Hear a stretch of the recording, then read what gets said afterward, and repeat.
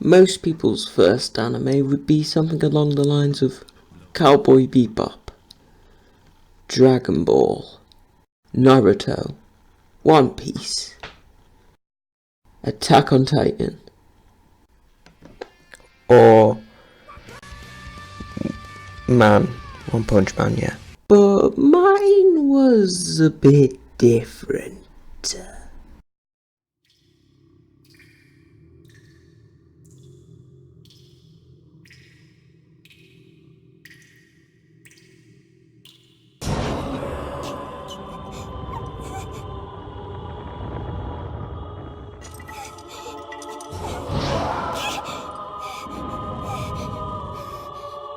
Mine was Goblin Slayer. Hello everybody, I'm the Critic Monkey and welcome to Babies First, the show where I talk about my first experience with a form of media, a genre, or anything else. And today's Babies First is on anime, specifically Goblin Slayer. So what I'm going to do in this video is break down any points what I think Goblin Slayer is good at, or isn't so good at, or anything else. Obvious warnings here, Goblin Slayer does deal with some very dark topics, and of course spoilers if you haven't seen it. So without any further ado, let's begin.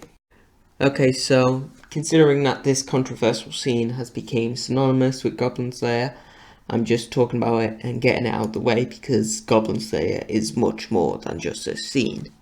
If the topic of sexual assault makes you feel uncomfortable, I recommend skipping ahead or clicking off the video. Now, I do believe that this does serve some narrative purpose, like for example, it shows how exaggerated goblins are in this world, how horrible these creatures are. It also shows how underprepared these young adventurers are. It serves some future narrative purpose for Priestess' character near the end of the series, of how she's grown. It also makes some of Goblin Slayer's more brutal executions seem reasonable. Nevertheless, there are big problems, like even though Goblin Slayer does tackle the topic of sexual assault later in its story, it's very tonally out of place, and this sexual assault and murders did not need to be this explicit. Nevertheless, I am not against sexual assault being a narrative purpose, and I do believe that the creators have apologized for this, but I am getting this out the way now to move on to the good stuff about Goblin Slayer.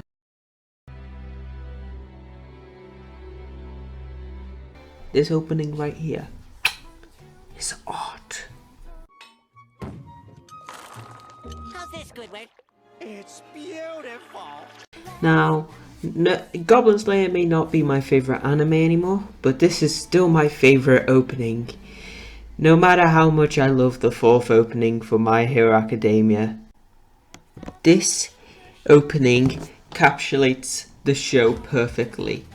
Like the D&D style visuals, the bright colours, the glow of Priestess, the little splashes of colour to signify blood, all the side cuts, the lighting, the sets, the fact that it could even change art style just to make a good shot. It's amazing. Oh, and the music rightfully is brilliant. If you've never seen Goblin Slayer, watch this intro and I'm pretty sure you're gonna be hooked. Now, Goblin Slayer does have a lot of well-written moments, and instead of me just picking one or two, make a choice. Like, you just decide. I just decided to go through all my favorites and just give a quick summary. There's High Elf Artress not taking goblin missions or adventuring that seriously until coming into contact with it more of the wretched things goblins have done, and begins to hate them nearly as much as Goblin Slayer does. Then there's Goblin Slayer being beaten to a pulp, nearly witnessing his team go through unimaginable pain, reminding him of how his village, including his older sister, also went through unimaginable pain and suffering, goes into absolute rage mode, tears out the Goblin Champion's eye, and literally being too angry to die.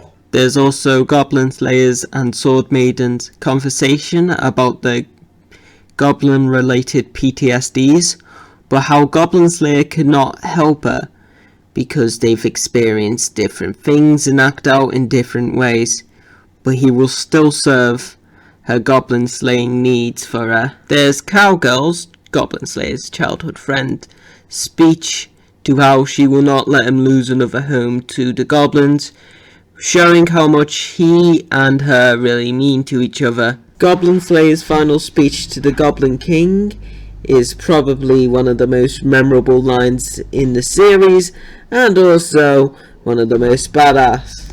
And last but not least, Goblin Slayers and Priestess' final conversation about how all the adventurers came to help Goblin Slayer defend Cowgirls from the goblins. This is also the bit where oh my god, he took off his helmet. Guys, he just took off his helmet. Come here. Oh. Just look at his face! And it also breaks his social anxiety and even makes him smile. Aww. And that's not even mentioning the subversion of expectations by introducing the Demon King and High Elf Archer, Dwarf Shaman, and Lizard Priest believing that Goblin Slayer is the one to defeat him, turning out that Goblin Slayer isn't the one to defeat him, but his hard work still being acknowledged and appreciated by the ones who did kill the great and powerful Demon King. Now, except maybe Goblin Slayer's speech to the Goblin Lord or the final conversation with Sword Maiden, a lot of Goblin Slayer's writing isn't on the same level as, say, Fullmetal Alchemist Brotherhood. But I believe its writing should be acknowledged as very well done. It's emotional, it's not too quick, it's not too slow, it's well paced. And I think it should be acknowledged for the well done work that it is. Okay, voice acting for anime is a bit complicated because I only see the dub and don't understand Japanese, so not the sub. And I would like to give both sides, but I can't. But the dub voice acting is Very nice. I put these two things together because Goblin Slayer's animation specialty is its action. Okay, that statement isn't 100% correct, but some of Goblin Slayer's most well animated moments is in its fight scenes. Like some of my personal favourites being the fight with the giant ogre, where Goblin Slayer actually used a defense spell to give us this beautifully gory moment. There's also the Goblin boat fight, well, I mean some of it. Any fight with the Goblin Champion is beautifully done. The fight where all the adventurers come together to stop the goblins from raiding Cowgirl's farm is also very fast-paced, very brutal, and even sometimes flashy. Like, look how impressive this is. And my personal favourite, Goblin Slayer's final fight of the season with the Goblin Lord. It's probably the most fast-paced and the most magnificent. Goblin Slayer is also probably equally as good at very stylized, very dark moments, but I can't say that for sure, considering a lot of it is very recycled, but it's very stylish as well. So we've got to give them credit for how much effort they did put in for these very pleasing looking scenes. The quieter moments are okay, but I think that only really chops up to that there's not much animation in there, so they really can't make it look bad. Everything I've mentioned here is good or even amazing. But if there's one thing what I don't like about Goblin Slayer's animation... The worst part of Goblin Slayer's animation is the CGI. Step back, I think I'm gonna vomit!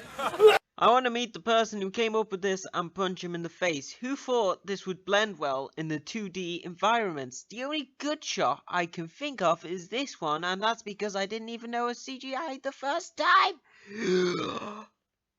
Still, the overall animation is pretty good.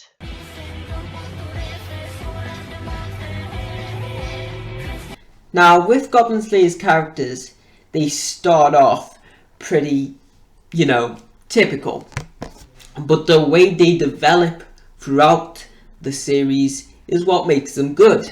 First of all, we have our protagonist, Goblin Slayer, who's the loner badass who doesn't really talk to much people because they think he's weird for only going after goblins. He's ruthless to goblins, which is understandable, and sometimes people, which is less understandable. But through his new team, especially Priestess and Cowgirl, he starts opening up more and, joining the rest of the people and becoming less of an outcast and more happier. Next up is our sort of secondary protagonist, Priestess, who is kind, sweet, and the exact opposite of Goblin Slayer, being way too empathetic to even goblins, which is a problem when you're with the biggest goblin hater in existence. Besides this, it is clear that both Goblin Slayer and her care about each other very much, and even Goblin Slayer developing into a older brother sort of figure to her. And it is clear that Goblin Slayer hardened her up, as shown as she stares down the Goblin Lord's pleas for help. The rest of Team Goblin Slayer, as I call them, serve a similar purpose to Priestess, but they own have their own traits, like High Elf Artress, who's like a restricted tsundere. She's got the temper and the impatience, but she's also well-mannered and kind of nice. She's also got a bit of a drunk side, and she's involved in the funniest scene in the series. They're highly sensitive to smells, especially the scents of women, children, and elves.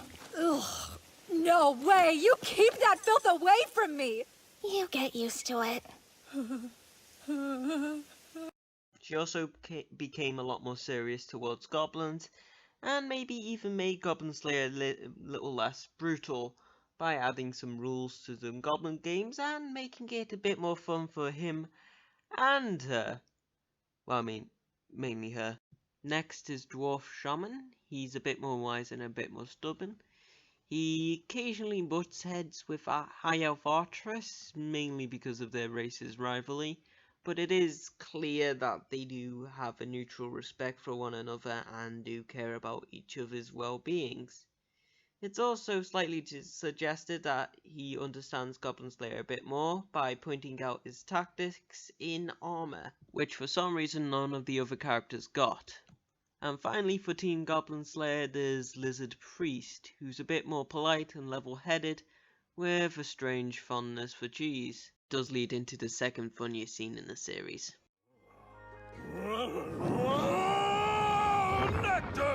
Lunch! You want to eat with me? That's adorable! He also seems to be the most skilled, as shown by all the times him and Goblin Slayer are on screen, fighting alongside each other. Now the final one I'm going to talk about isn't a member of the main cast, but she's one of my favouritely written in this show. It's Cowgirl, Goblin Slayer's childhood friend and future wife, do not at me. And she's kind, she's sweet, and, an overall nice person. It's also maybe hinted at that she has some guilt by leaving Goblin Slayer's village right before the attacks. But it is clearly shown that even though Goblin Slayer's changed through his pain, that she still cares deeply for him and she won't allow him to lose anything else. Now, Goblin Slayer's characters developing isn't anything big or new or fantastic, but it is still quite good, and I believe it should be acknowledged.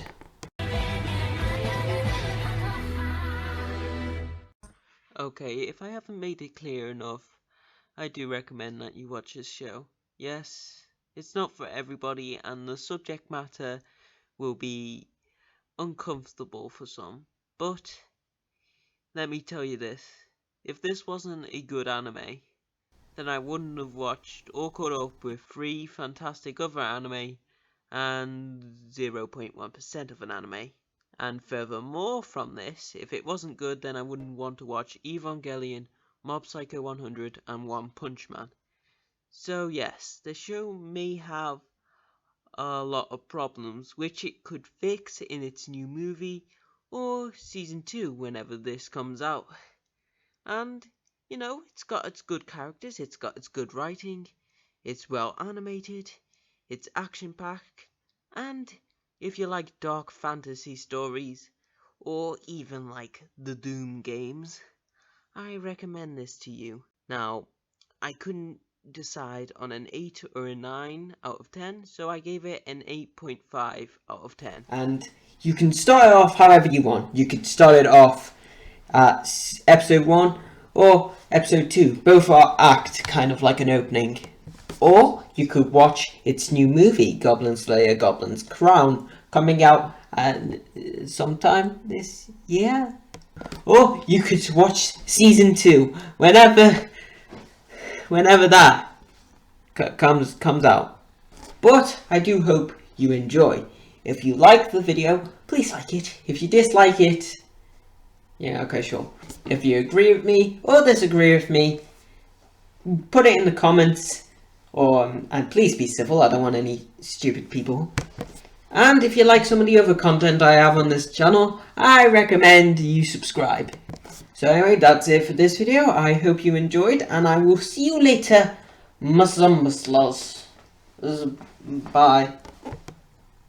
That was a really anticlimactic way to end this.